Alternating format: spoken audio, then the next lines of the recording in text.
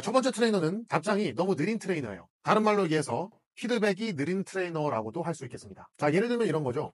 우리가 PT를 등록했다고 가정해 봅시다. 우리가 회원님인 거예요. 그렇다면 어떤 심리로 PT를 등록하게 될까요? 보통은 다이어트, 근육량 증가, 그리고 무엇보다 내가 혼자서 운동을 잘 안 하게 되니까 꾸준하게 운동을 하게 되는 습관을 만드는 것일 겁니다. 근데 특히 이 세 번째, 꾸준하게 운동을 하는 습관을 만든다는 이 지점에서 PT를 받는 사람은 자연스럽게 트레이너 선생님이 동기부여를 하기를 바랍니다. 이 동기부여는 여러 가지 방향으로 이루어질 수 있어요. 운동 기록을 해준다든지, 식단 피드백을 해준다든지, 개인 운동을 계속 할 수 있게 루틴을 짜주고 개인 운동을 계속 나오고 있나 체크를 해준다든지, 이런 것들이죠. 뭐가 되었든 동기부여에서 가장 중요한 부분은 트레이너 선생님이 회원님께 관심을 준다라는 점입니다. 자, 그런데 선생님, 저 식단 이렇게 먹었는데 이렇게 먹어도 되나요? 라고 선생님께 문자, 카톡, DM을 보냈는데 답장이 한참 뒤에서 나오면 어떨까요? 당연히 이 선생님이 나에게 별로 관심이 없구나라고 느껴질 테고 동기부여는커녕 동기 저하가 될 수도 있을 겁니다. 이 부분은 특히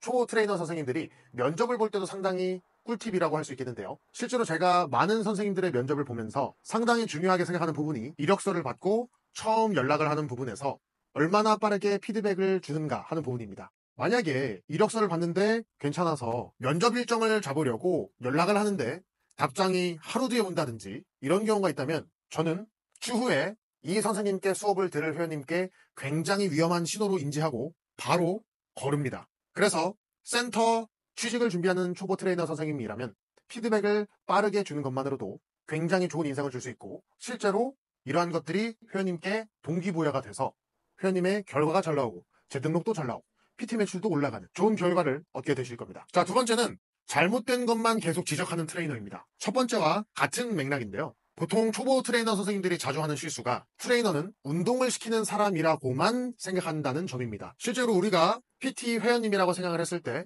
우리는 당연히 PT 선생님이 운동을 가르쳐 줄 거라고 기대하기도 하지만 PT 선생님이 내가 동기부여가 잘 안 될 때 나를 적극적으로 이끌어 줄 거라는 니즈도 갖게 될 겁니다. 그런데 그런 상황에서 우리가 PT를 들으러 갔는데 PT 선생님이 이렇게 하는 거 아니에요.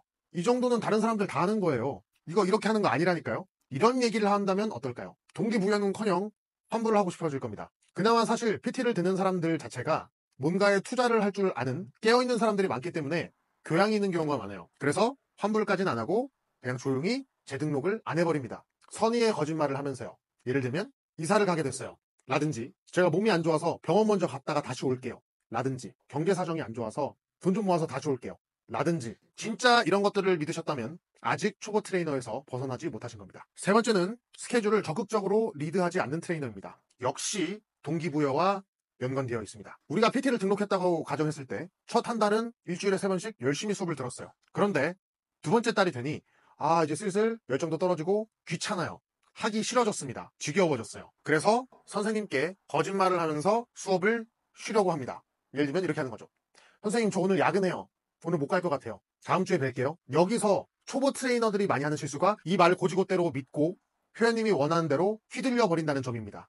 그러시군요, 회원님. 알겠습니다. 다음 주에 뵐게요. 자, PT 회원님은요, 처음에 PT를 들을 때 물론 운동을 가르침을 받을 생각도 있지만 내가 동기부여가 안 될 때 PT 선생님이 나를 이끌어 줄 거라는 기대감과 니즈 또한 갖고 PT 등록을 합니다. 그런데 내가 이런 식으로 거짓말을 하면서 게으름을 피우는 것을 누지칠 능력도 없고 동기부여도 제대로 하지 못한다? 재등록률이 당연히 떨어지게 되는 거죠. PT 매출도 떨어질 거고요. 자, 그러면 이런 상황에서 월 500, 600의 벽을 넘는 잘하는 트레이너 선생님들은 어떻게 대응할까요? 이렇게 한다는 겁니다. 그러면은 우리가 원래 수업이 월수금인데 운동할 건 해야 된단 말이에요. 제가 주말에 원래 출근하는 날은 아닌데 은수님이 그런 어쩔 수 없는 상황인 것은 알겠으나 운동은 무조건 하긴 해야 하니까 주말에 나오겠습니다. 제 열정을 봐서라도 주말에 오전이나 점심쯤에 잠깐만 나와서 운동합시다. 이런 식으로 진짜 급여가 500, 600만 원이 넘어가는 트레이너 선생님들은 자기 자신보다